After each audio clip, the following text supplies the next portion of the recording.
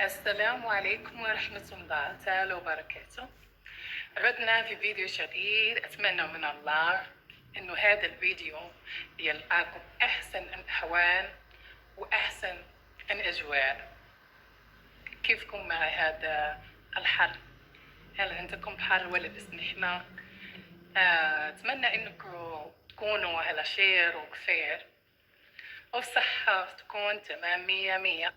أتمنى إنه هذا الفيديو يطلع عليكم بالطاقة الإيجابية، وراح في نهاية الفيديو راح أعطيكم قصة وقعت لي حصريا. المهم أخليها حتى الآخر وراح أحكيها. المهم الفيديو تبع اليوم كل ما يخص الجمال، الجسم، الشعر، الوجه، كل شيء. بس هذا الفيديو راح إلى الريحة الحلوة اللي لازم تفوش منك في هذا الصيف وفي هذا الحر. يعني ما بنكون لابسين ملابس كثير، مشان هيك لازم الوحدة تتعطر وتكون يعني عطر يكون خفيف عليها وعلى اللي حواليها. ما تعملوا لا يعني يكون حلو. إذا شم يقول واو واو واو واو. إلى الريحة الحلوة اللي لازم تفوش منك في هذا الصيف وفي هذا الحر. يعني ما بنكون لابسين ملابس كثير، مش الجسم راح نحضرها في هذا الفيديو. أو نحضر الجسم، بس قبل ما ندخل في تفاصيل ومكونات، حاول إنك تعملي بس كل يوم تشيلي الشعر الأبطين.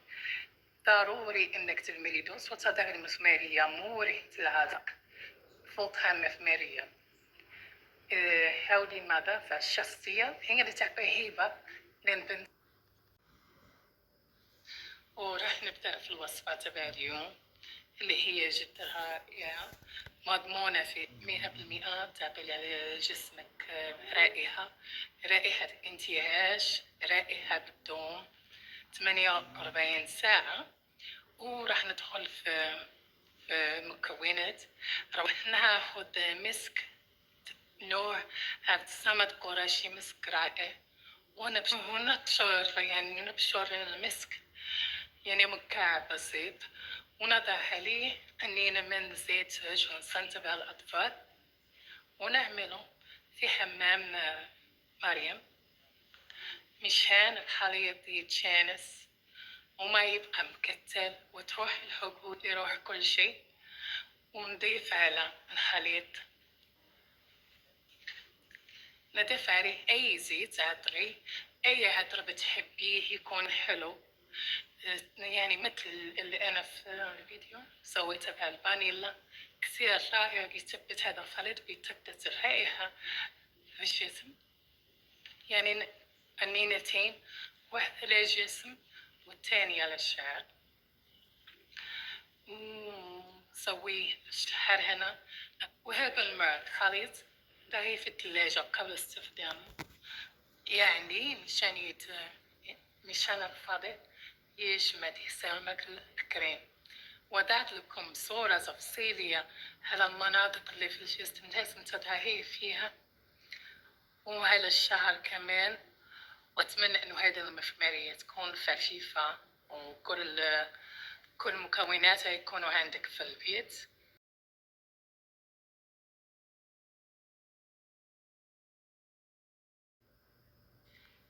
وصلنا لنهاية الفيديو، بس قبل ما أخليكم حبيت إني أقول لكم عن قصة وقعت لي قبل 10 سنوات أو 9 سنوات. كنت مهووسة وحتى الآن مهووسة، وكل نصيحة بنصحها لكم بكون عن تجربتي الشخصية. كنت في يوم من الأيام عندنا عرس، وبحبي لوصفات التجميل أنك بدي أكون أحسن وحدة في هذا العرس. رحت سويت زبادي وملعقة حامض يعني ليمون اللي بيكون أصفر، وماء الورد وكركم، كل شيء حطيته على وجهي. بس حطيته مع يعني في وقت يعني 3 الظهر. بعد 3 الظهر. أمي بعدني بعد 3 الظهر وبانسلي يعني شمت الماسك ورحت ويعني باسيرو كنا الغرفة وضبضبيها ونكسيها وخليها الطب يعني هذه غرفة قليل اللي بيدخل لها. وكان فصل الصيف شهر 8. رحت أنا بين كوس والغبار والحرارة ولا مكيفات ولا أي شيء. حرش من الوقت حسيت بوجهي في حكة وأنا أنا أداوم وصفات والخلطات، بس الوصفات والخلطات لها زمانها ولها مكانها. بدك تسوي وصفة سويها، ما تسوي أي شيء ما تروح لها الحرارة وضعي واقي الشمسي. أنا لا، أنا هذه الوصفة كانت معتمدة علي وبجربها وبطلع سر الوا أنا الوا ما حد مثلي. صار وجهي كله حبوب وتورم وصار يعني انتفخ صار منفوخ. حضرت للحبس وأنا وجهي كله منفوخ بدون مايك اب بدون أي شيء. اتعلمت بس إني الحرارة ما أضع أي ماسكات مهيجة، ولهذا بنصحكم تفادوا أي شيء قوي على البشرة في الفترة تكون فيها حرارة أو إنه بشرتي مو حساسة والماسك معتمد وفهد. بس سويت وطلعت بيت فيه حرارة وغبار وهيك شيء. حاول قدر من الإمكان إنك إذا سويتي ماسكات حني الحين فصل الشتاء أو سويتيها يعني ما تروحين للشمس، ما تعملي أي مجهود. وهذا قصة كانت عبارة عن درس.